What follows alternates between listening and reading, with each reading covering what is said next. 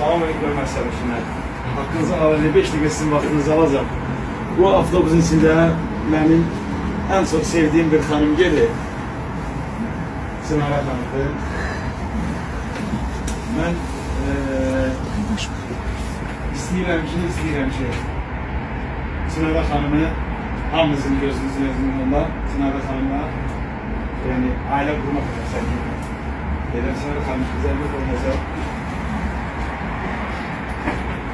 Sizdən dünya və ahiretin üçün.